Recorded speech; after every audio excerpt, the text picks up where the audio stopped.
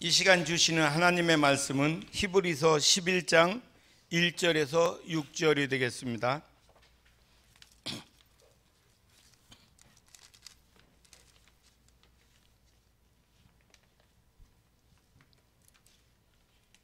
말씀은 바라는 것들의 실상이요 보지 못하는 것들의 증거니 선진들이 이루서 증거를 얻었느니라.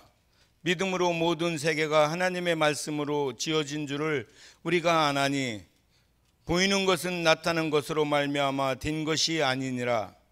믿음으로 아벨은 가인보다 더 나은 제사를 하나님께 드림으로 의로운 자라 하시는 증거를 얻었으니 하나님이 그 예물에 대하여 증거하심이라. 저가 죽었으나 그 믿음으로써 오히려 말하느니라. 믿음으로 에녹은 죽음을 보지 않고 옮기었으니 하나님이 저희를 옮기심으로 다시 보이지 아니하니라. 저는 옮기우기 전에 하나님을 기쁘시게 하는 자라 하는 증거를 받았느니라. 믿음이 없이는 기쁘시게 못하나니 하나님께 나아가는 자는 반드시 그가 계신 것과 또한 그가 자기를 찾는 자들에게 상 주시는 이심을 믿어야 할지니라. 오늘은 히브리서 11장을 갖고 우리 함께 은혜를 나누고자 합니다. 히브리서 11장은 흔히 믿음장이라 그리 얘기를 하죠. 그렇게 또 알려져 있습니다. 그렇기 때문에 본문을 읽어보게 되면 이런 내용이로구나 쉽게 알 수 있는 내용들이 기록되어 있습니다. 오늘 1절부터 6절 말씀까지 우리 함께 나눴습니다만 마지막 절까지 여러분들이 한번 읽어보시면서 본문 속에서 은혜를 받으시길 바랍니다. 우리 개인적으로도 회복되어야 할 부분들이 여러 가지가 있죠. 사람마다 다르겠죠. 건강이 여의치 못한 분들은 건강 회복을 원할 것이고, 사업이 부진한 분들은 사업의 왕성함을 원하게 될 것입니다. 그 회복을 기다리게 되겠죠. 또 관계가 불편한 분들은 관계 회복을 위해서 여러 가지 회복될 부분들이 있을 것입니다. 그러나 성경에 보게 되면 가장 먼저 회복해야 할 몇 가지가 있습니다.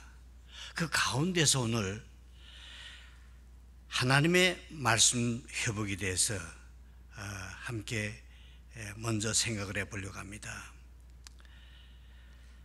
창세기 3장을 해결하지 못하고 창세기 1장 27절, 28절을 회복하지 못하면 누구든지 실패하게 되어 있습니다.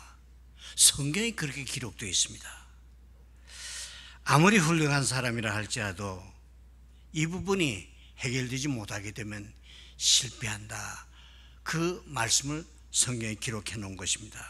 그런데 실패라 그러는데 어떻게 실패하느냐? 애굽에서 노예가 되듯이 노예가 되어 버린다. 그리 말씀하고 있습니다. 그래서 교회가 빨리 회복을 해야 되겠는데 무엇을 회복해야 되냐? 말씀 회복입니다. 교회가 빨리 이 말씀을 회복해야 됩니다. 창세기 3장에서 해방되는 언약을 굳게 잡지 못하게 되면 계속해서 가나안에 들어갔는데도 재앙이 내립니다. 그게 성경입니다. 성경의 전체 줄거리가 그 내용들입니다. 창세기 3장에서 해방되는 그리스도의 언약 회복하지 못하게 되면 성공했는데도 또 포로가 되어갑니다. 그게 구약에 있는 역사서입니다. 그걸 알지 못하고 해방되어 와서 굉장히 노력은 했는데도 강국 로마의 속국이 됩니다. 이게 신약시대의 얘기입니다. 이 언약의 말씀을 제대로 이해하지 못하면 결국 마지막 때 영적 혼란이 와서 전 세계는 지금 일어나듯이 어려워진다. 그게 요한계시록입니다. 여러분 요한계시록 읽어보게 되면 무슨 내용인지 잘 이해하기가 어렵죠. 짐승이 나타나고 용이 나타나고 이상한 이야기들이 많이 기록되어 있습니다. 여러 가지 혼란한 상태가 마지막 때 일어날 것이다. 그런 내용들이 요한계시록 기록되어 있습니다. 어쨌거나 무슨 일이 일어나든 언약의 백성들, 언약 잡은 하나님의 백성들은 관계없다, 그 내용입니다. 쉽게 말해서요. 우리는 모두가 다 언약을 잡고 있잖아요. 혼란한 가운데서 우리는 걱정 없이 무사히 그 과정을 다 통과한다. 그 내용들이 요한계시록에 기록되어 있습니다. 그래서 교회가 말씀 회복을 빨리 해야 됩니다. 그러면 말씀 회복이라는 말은 뭐냐? 창세기 1장 27절 28절의 회복입니다. 창세기 1장 27절은 구원 회복이고 창세기 21장 28절은 문화권 정복을 이야기합니다.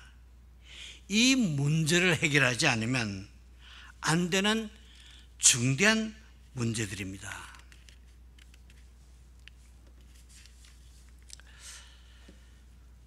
복음은 무엇겠습니까? 여러 가지로 설명이 됩니다만 복음은 갱신입니다.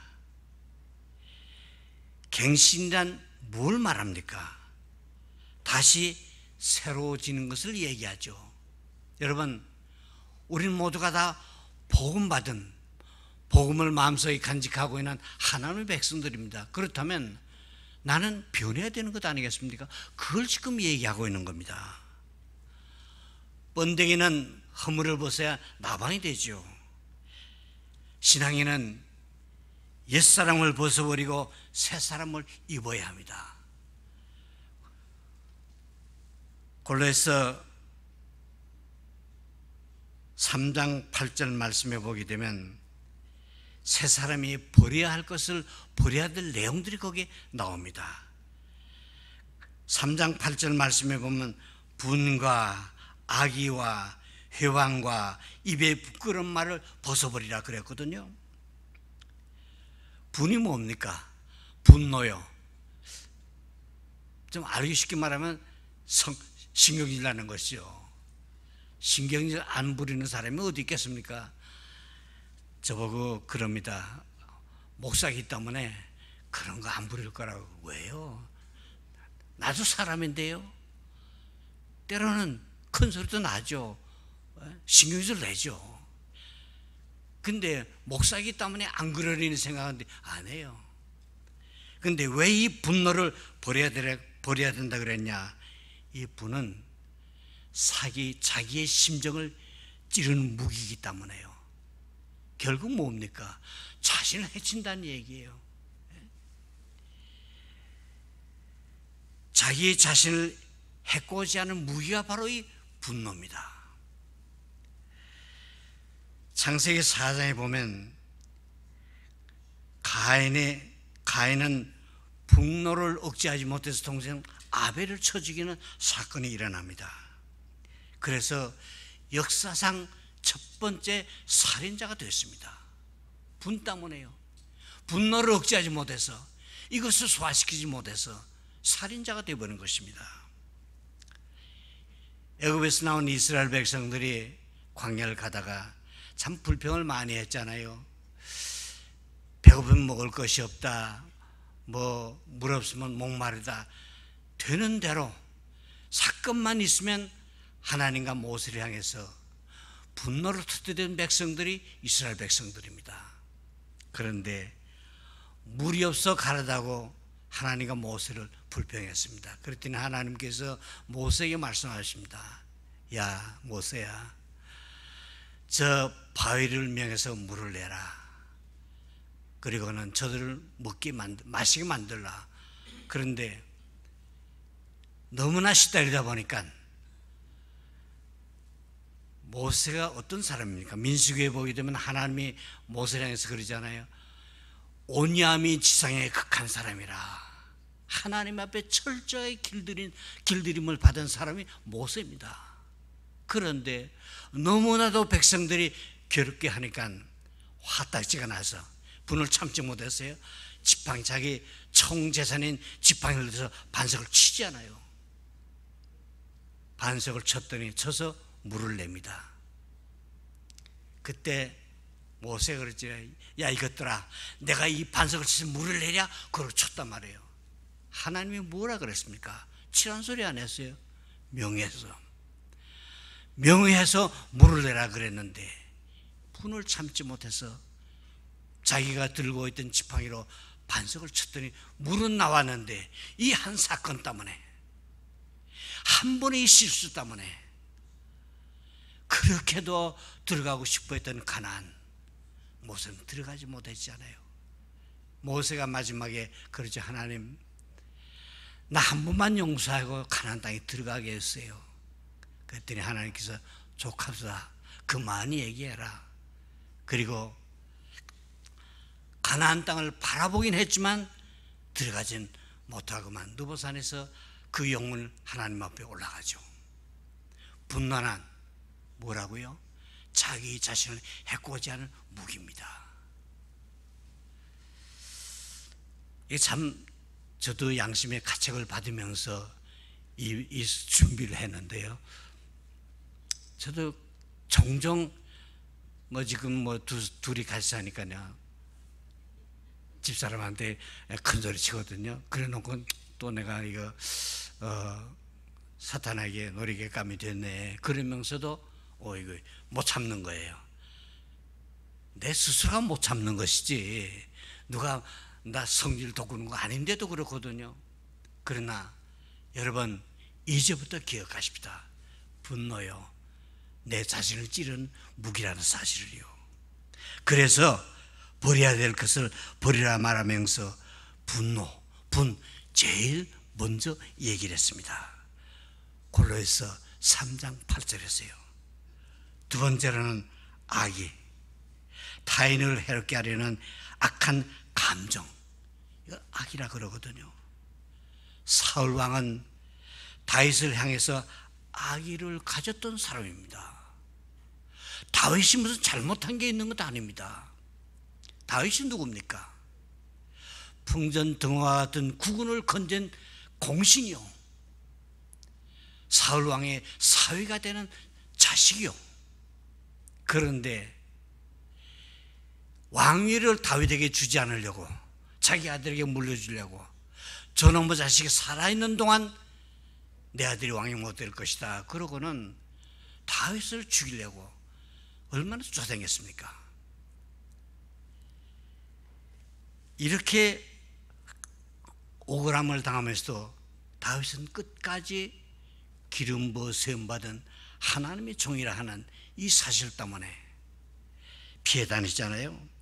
세 번째는 회방입니다. 이 회방은 타인에 대한 비방을 뜻합니다. 민수기 12장 말씀에 보게 되면 모세가 구수 여인을 취했습니다. 아내를 취했다 얘기입니다. 그랬더니 누이되는 밀리암과 형되는 아론이 시기해서 비방을 합니다. 아니, 하나님이 모세 말을 더불어 얘기했냐, 우리하고도 얘기했지 않냐, 막 비방을 하거든요. 회방을 했습니다. 그랬더니 하나님께서 말씀하십니다. 민수기 12장 8절 말씀에 보면 하나님께서 밀리암과 아론을 향해서 책망을 하시죠. 모세가 도대체 누군데 너희들이 회방을 하냐? 내가 모세하고는 얼굴을 맞대고 서로 얘기하는 사이다. 그런데 그 모세를 너희가 회방을 하냐? 그리고는 하나님의 영광이 올라가니까 밀리암이 문둥병이 들렸어요. 하나님이 벌을 내리신 것입니다. 그런데 밀리암과 누구예요? 또 형이요, 아론 둘 다 시기해서 비방했는데 왜 밀리암만 문둥병에 걸렸냐? 여기서 우리는 아주 깊은 진리를 보게 됩니다. 주의 종 모세를 회방하는 일에 누가 앞장섰냐? 밀리암이 앞장선 거예요. 그러니까 하나님께서 밀리암에게 벌을 내신 겁니다. 우리는 신앙생활하면서 좋지 않은 일에 앞장서지 마십시다. 그 전에 어떤 친구가 시카고 살기 어렵다 그러면서 하와이로 이제 친척들이 있으니까 거기에 이사를 간다 나한테 그러면서 조언을 구하더라고요. 신목사, 내가 하와이 가서 신앙생활하는 동안 내가 지켜야 될 도리가 뭔지 한두 가지만 얘기해달라. 그래서 얼핏 생각나기를 이 모세와 밀레암 관계 이 생각이 나서 가서 교회 안에 말이 많은데 무리지어서 목사를 대항하는 사람 있으면 그 무리에 발들여 놓지 마라. 너한테 덕될 거 하나도 없다. 그랬더니 그 친구가 몇 년 살다가 다시 시카고로 왔어요. 그러면서 저보고 하는 얘기가 자기가 거기 갔더니 그 교회가 이렇게 파가 갈라져 있더라는 거예요. 한쪽은 한 파는 목사님 지지하는 파고 한쪽은 목사님 반대하는 반대하는 쪽에서 자기를 자꾸 그 무리에다 끌어들이려고 자기를 찾아오고 그러더래요. 그때 누가 생각하냐? 그 친구 신목사 생각이 나더라는 거예요. 신목사 그때 그러지 말라, 그런 발 들여놓지 말라 그랬는데 그 생각이 나서 그리고 그게 관여를 안 했다는 거예요. 그 후에 시카고에서 나 만나면서 내가 그때 거기에 발 들여놨더라면 교회 어려운 데에서 아주 좋지 않은 일을 벌일 뻔했다. 그런 얘기를 하더라고요. 여러분, 우리에게 좋은 교훈을 주는 겁니다. 왜 밀리암만 문둥병이 들렸냐? 하나님이 밀리암만 책망했냐? 앞장섰기 때문에요. 그를 통해서 경고를 이스라엘 백성들에게 내리는 것이죠. 네 번째는 입에 부끄러운 말을 버리라 그랬습니다. 뭘 말하냐? 세상적인 추한 말을 뜻하는 것입니다. 신앙인은 말을 가려서 해야 됩니다. 성경에 보게 되면 원수도 사랑하라, 축복해라, 그런 얘기가 있습니다. 제가 인천서 목회할 때 하루는 저녁 때 교회에 이렇게 있는데 중고등 학생들 후루룩 몰래 들어와요. 그래서 너들 어디 갔다 오냐? 그랬더니 원불교 교회 갔다 온다고. 거기는 왜 갔냐? 그랬더니 우리가 거기 돌면서 자꾸 축복을 했어요. 축복을 하는데 축복을 받지 않으면 그 축복이 내게 돌아온다 그랬잖아요. 그래서 돌아다니면서 축복을 했다는 거예요. 분명히 그 사람들은 그 축복을 안 받을 거기 때문에 다시 돌아서 내게 오는 거기 때문에 그래서 거기가 돌면서 축복하면서 돌다가 왔다 그런 얘기 하더라고요. 웃은 소리 같지만 어려서부터 그들에게 하나님의 말씀이 들어가는 거예요. 우리는 할 수만 있다면 상대를 축복하는 삶을 살아야 될 것입니다. 그것이 내가 복받는 비결이 있단 말이에요. 아니 그러면 원수를 위해서 복을 빌었는데 원수가 복 다 받으면 난 뭡니까? 염려할 거 없습니다. 원수에게 복이 내려진다면 거기에 상관한 축복을 하나님이 내게도 주기 때문에요. 이래도 복이요 저래도 복입니다.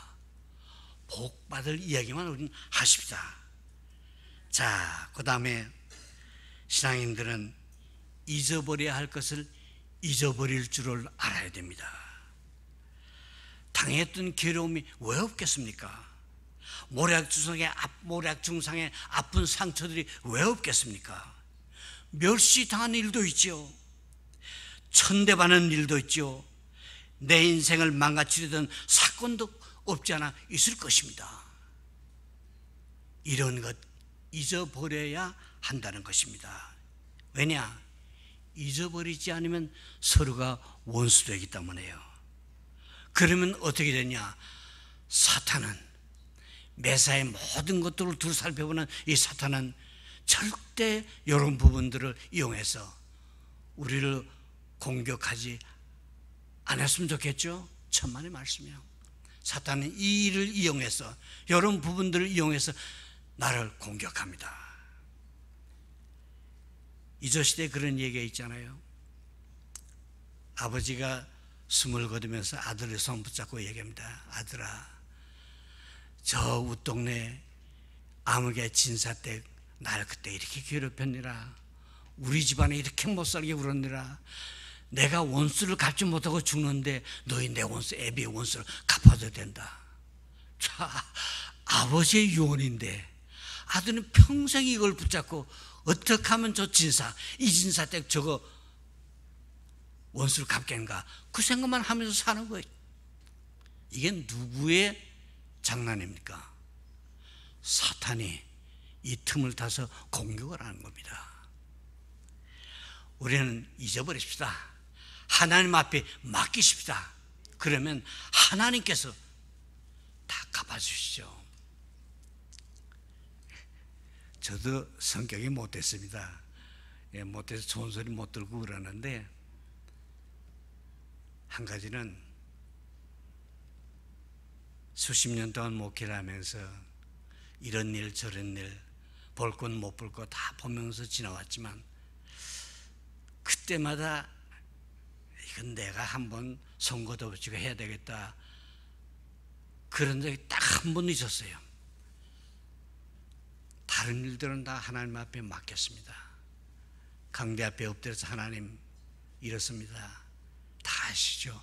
그러면 하나님이 정리를 하시는데, 소리 없이 조용히 다 정리를 하시는데, 한 번 선거도 붙였더니 소리가 나기 시작을 하더라고요.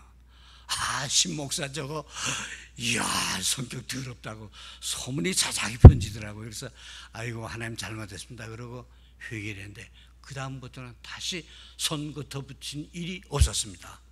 오늘날까지 생을 얼마 안 있으면 마감할지 모르긴 하지만 인생의 마지막 순간까지 그저 조용히 입 다물고 하나님 앞에 맡기려고 노력하는 사람입니다. 세 번째요, 끊어야 할 것을 끊어야 됩니다. 우리를 지배하고 있는 세상에 붙었던 생각, 습관, 이거 다 끊어야 됩니다. 사탄은 우리의 생각을 타고 마음속에 들어와서 자리를 잡게 되죠. 그놈이 우리 마음속에 들어와 자리 잡게 되면 우리가 마음 먹은 대로 행동을 하게 되게끔 되어 있기 때문에요. 우리의 생각을 굉장히 둘러볼 줄 알아야 됩니다. 습관이요. 이게 습관을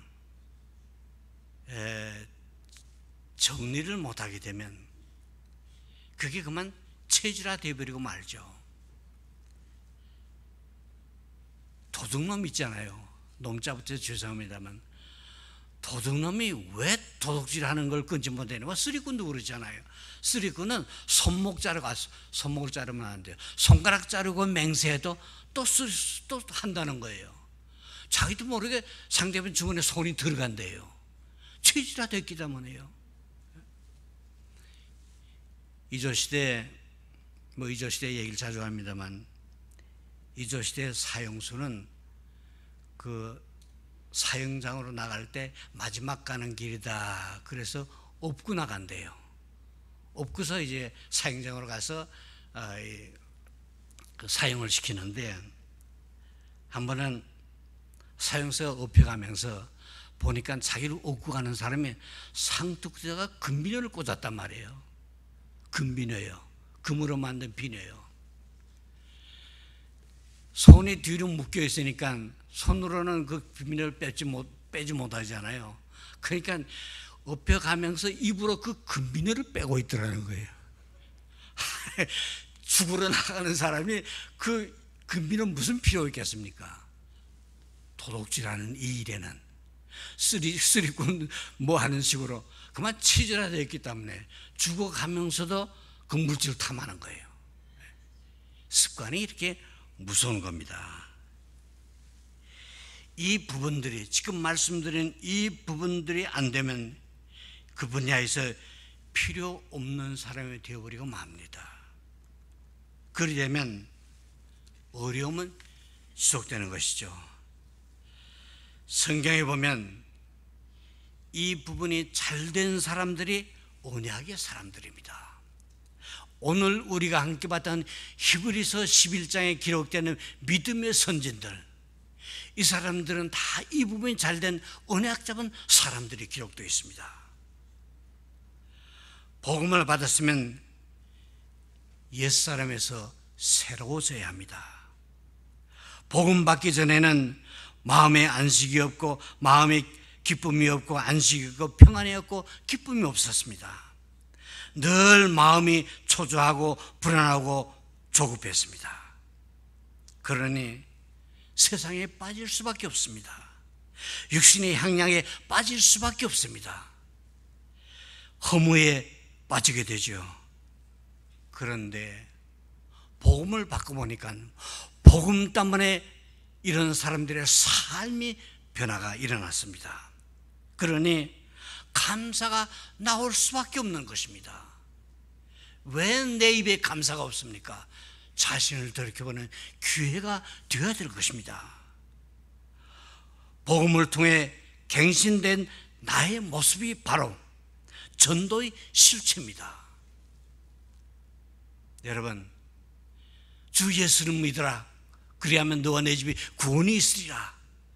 우리가 입을 벌려 이 말씀을 증거하지 않더라도 내 변화된 복음 때문에, 복음 받는 나의 변화된 그 모습 때문에 사람들이 보고는, 그래, 예수 믿으면 저렇게 되는 것이로구나.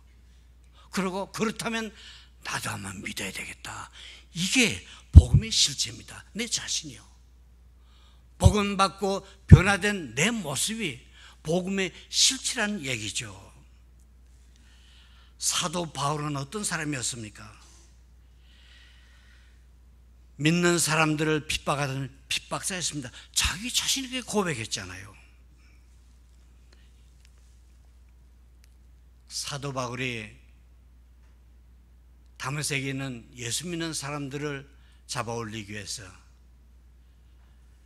대제사장에서부터 위임장을 받아갖고 다메섹에 내려가던 도상에서 예수를 만나지 않아요.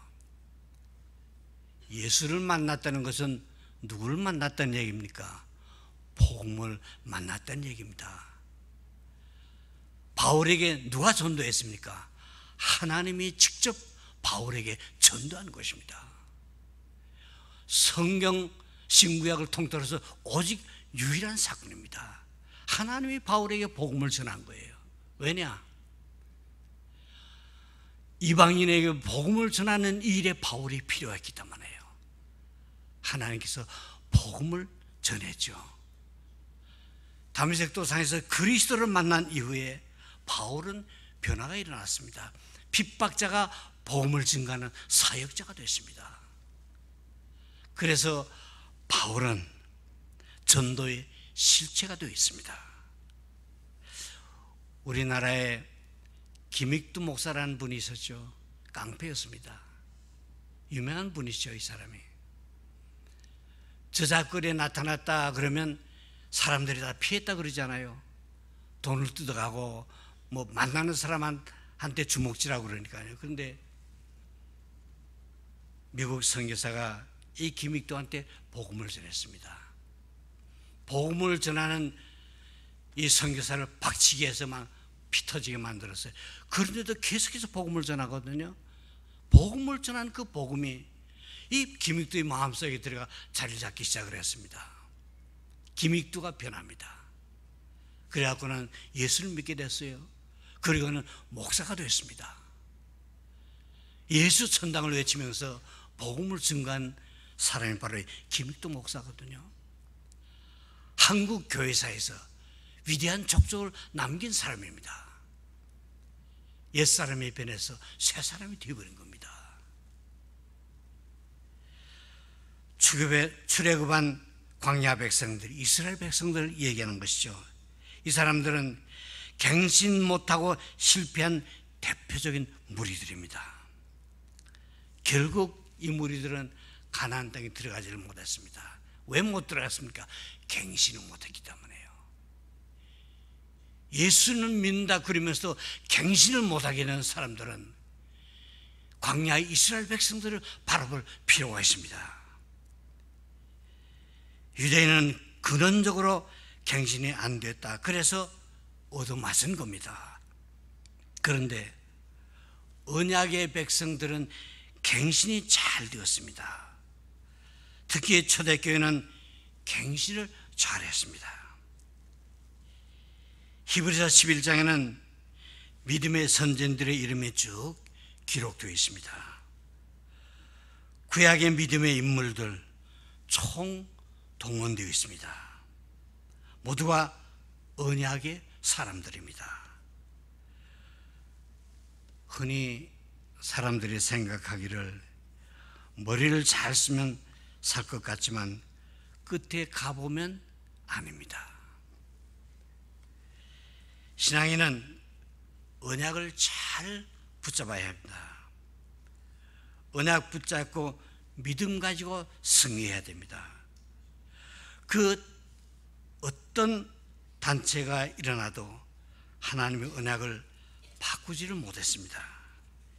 히브리서 11장은 그 이야기를 쭉 하고 있는 겁니다. 가인의 후손은 죽었으나 아벨의 후손은 안 죽었습니다.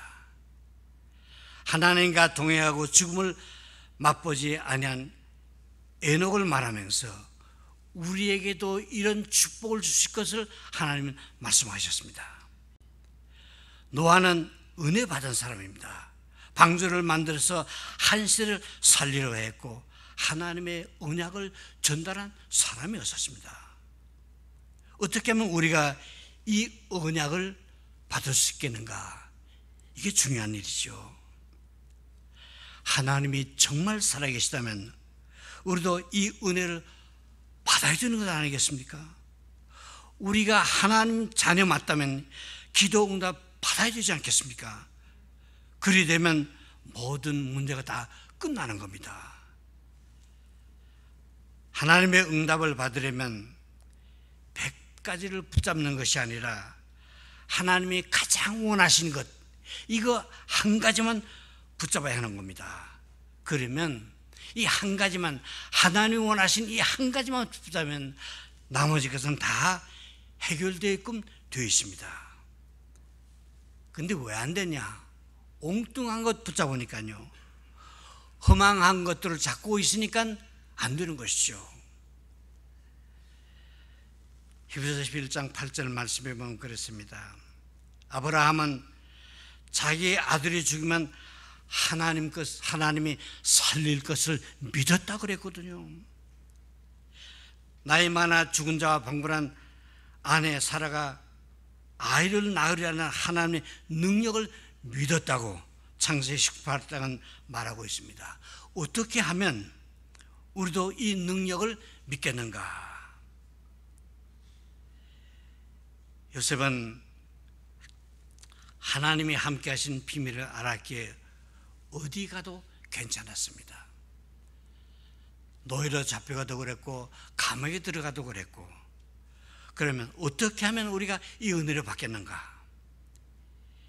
이스라엘이 가는 곳에 홍해도 갈라지고 요단도 갈라지고 여리고도 무너지고 그랬죠.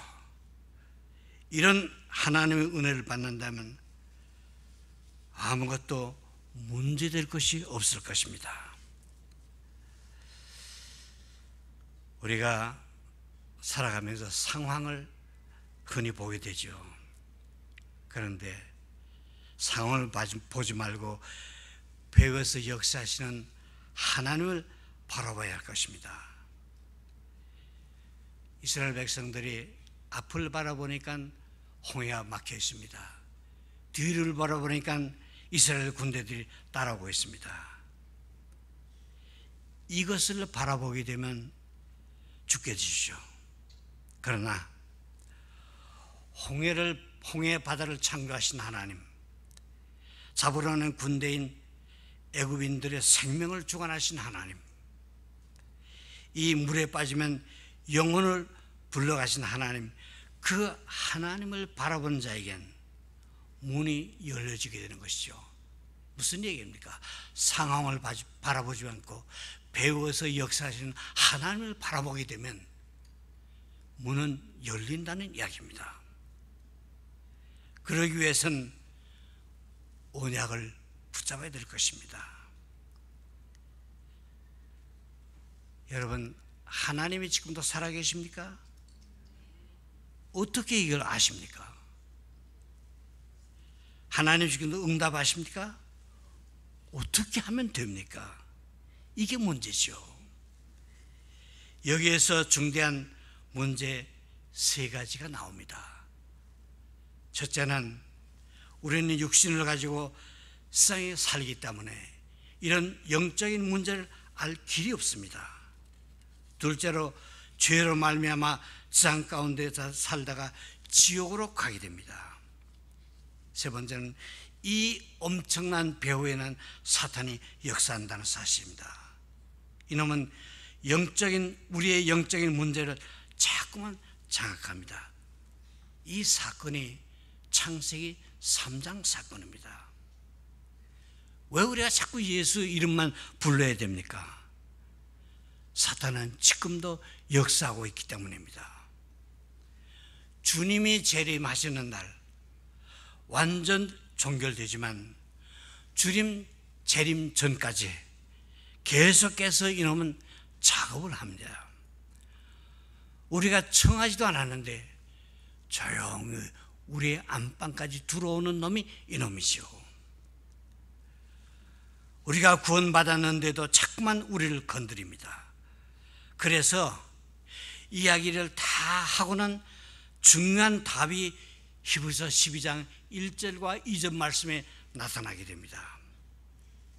육신과 죄와 사탄, 이 세 가지 문제를 하나님이 해결하셨는데 그 길이 그리스도입니다. 구약의 이 비밀을 쳐다본 사람은 보기만 하고도 살았습니다. 민수기 21장에 보게 되면 이스라엘 백성들이 모세와 하나님을 향해서 원망을 하죠. 그랬더니 하나님께서 불뱀을 보내서 이스라엘 백성들을 돌아가면서 막 무르지킵니다. 많은 사람이 물려서 아우성을 칠 때 모세가 하나님 앞에 기도하죠. 하나님, 그래도 용서해 주십시오. 제발 살려 주십시오. 하나님이 모세에게 말씀하십니다. 야, 불뱀을 만들어서 장대 끝에 높이 달아라. 보는 자들마다 살 것이다. 아가진기 바른다고 해서 나는 거 아니야. 말씀 먹는다고 해서 사는 것 아니다. 쳐다만 봐라. 그래서 모세가 노뱀을 만들어서 장대 끝에 높이 달았습니다. 백성들아, 물린 사람들아, 장대 끝에 달린 노뱀을 쳐다봐라. 보는 자들마다 살 것이다. 그런데 콧 웃음을 치고 보지 않는 사람은 다 죽었고, 믿지야 본전이다 한번 쳐다보자, 그런 사람은 다 살았어요. 여러분, 이 의료기관에서 배지 거기 보면 막대 그때 그 뱀이 이렇게 그려져 있잖아요. 이거 상징하는 거예요. 여러분, 노뱀을 누구를 상징합니까? 예수 그리스도를 상징하는 거예요. 쳐다보기만 하면 사는 거예요. 그런데 많은 사람들이 쳐다보지를 않았어요. 안 오니까 죽은 거거든요. 이 비밀을 바라보고 피 뿌린 자는 살았습니다. 유월절 양의 피 바른 날 출애굽의 역사가 일어났고, 홍해도 갈라지고 여리고도 무너지고 그 백성 가는 곳마다에서 기적이 일어났습니다. 아벨은 양의 피 뿌리고 하나님 앞에 응답을 받았습니다. 노아는 방주 만들어 놓고 승리했습니다. 방주 안에 들어오는 자는 산다. 잘났던 몰랐던 상관없다. 들어오기만 하면 산다. 노아가 외친 소리입니다. 들어오기만 하면 산다 그랬는데, 홍수로 세상이 다 망할 때 방주에 들어온 노아의 8식구만 살았잖아요. 노아만큼 부자가 어디 있습니까? 지구가 온통 다 노아 것인데요. 무슨 미국에 누가 부자라고요? 그 아무것도 안 해요. 뭐 조금 가진 거 부자라고 그러죠. 노아는 주가 전부가 다 노아 거예요. 왜요? 다 죽고 노아 8식구만 살았으니까요. 그런 부자가 어디 있겠어요? 하나님 부자 만들어준 거죠. 그런데 그럼 방주는 뭐냐? 도대체 방주는 뭐기에 방주에 들어오는 자마다 산다 그러냐? 방주는 예수 그리스도의 모형이요. 그리스도 안에 들어오는 자는 살게끔 되어 있습니다. 영원히 산다는 얘기입니다. 우린 지금 누구 안에 들어와 있습니까? 성국계 안에 들어왔습니까? 물론 성국계 안에 들어오시죠. 그러나 그리스도 안에 들어왔기에 우리가 다 산자들이 된 것입니다. 신약에서는 어떻게 했냐? 누구든지 주의 이름을 부르는 자는 구원 얻으리라 그랬잖아요. 사도행전에도 있고 로마서에도 그렇게 기록되어 있습니다. 구약에는 바라만 보고도 은혜를 받았는데 신약엔 이 이름으로 기도하는 자에게 응답의 문이 열린다 그랬거든요. 자, 이제부터 우리는 다 내려놓고 그리스도만 붙잡으십시다. 이 그리스도를 붙잡는 사람은 모든 언약을 잡았습니다. 예수 그리스도 이름 부르는 자는 모든 언약 다 붙잡았습니다. 구약의 모든 메시지가 성취되었거든요. 히브리서 11장에는 그 이야기를 하고 있는 겁니다. 아벨부터 이야기를 쭉 하다가 누구요? 그리스도 그랬거든요. 구약설의 역사를 쭉 얘기하다가 그리스도 그랬거든요. 그리스도 하나 붙잡게 되면 다 붙잡았다. 그걸 얘기하고 있는 겁니다. 예수 이름 부를 때마다 우리에게 하나님 만나는 길이 열립니다. 예수 이름을 부를 때 세상과 저주를 예수 이름으로만 이기게 되었습니다. 그래서 오직 예수 그리스도이어야만 된다는 이야기입니다. 지금 이 세 가지 세상과 사탄과 저주는 우리를 공격하고 있습니다. 예수 이름으로만 이것에서부터 승리할 수 있는 겁니다. 하나님의 모든 문제의 열쇠를 주셨습니다. 그 열쇠가 그리스도입니다. 이 그리스도를 붙잡은 사람은 모든 언약을 붙잡은 겁니다. 이 그리스도를 누리는 사람에게 성령이 임합니다. 성령이 임하는 곳에는 하나님의 나라가 임합니다. 하나님 나라가 임하는 곳에는 사탄이 결박된다고 예수님께서 말씀하셨습니다. 그리스도는 지금도 성령으로 역사하고 계십니다. 하늘 보호자 우편에 앉아 계시면서 세계 복음화를 이루어가고 계십니다. 이 업무를 마친 날 그분은 재림주로 이 땅 위에 서시게 될 것입니다. 그렇다면 구원받은 우리는 나의 삶을 여기에 드리는 것이 아니겠습니까? 그리스도를 누리는 사람은 이런 큰 언약의 증인이 되는 것입니다. 여러분 굳게 붙잡으시길 바랍니다. 무엇을요? 그리스도를요. 언약을 굳게 붙잡으셔야 됩니다. 복음은 머리가 아니라 마음으로 믿는 것입니다. 마음으로 믿을 때 구원은 내게 축복이 되는 것입니다. 언약 잡은 사람은 자기 위치에서 승리했습니다. 내가 언약을 붙잡았으니 237나라 237나라 복음 아래에서 헌신하겠다는 결단이 있으시길 바랍니다. 기도하시겠습니다. 주님 고맙습니다. 예수가 그리스도됨을 알게 하시고 그 언약을 내가 굳게 붙잡고 주님과 더불어 방향 맞출 수 있도록 은혜를 베푸는 주님 앞에 다시 한번 감사를 드립니다. 언약을 붙잡았사오니 237 나라 복음을 위해서 내 별것 아니지만 내 한 몸 헌신하는 이런 결단이 오늘 이 시간 이후 우리 한 사람 한 사람 심령 안에 이루어질 수 있도록 은혜를 도하여 주시옵소서. 예수님의 이름으로 감사기도 드렸사옵나이다. 아멘.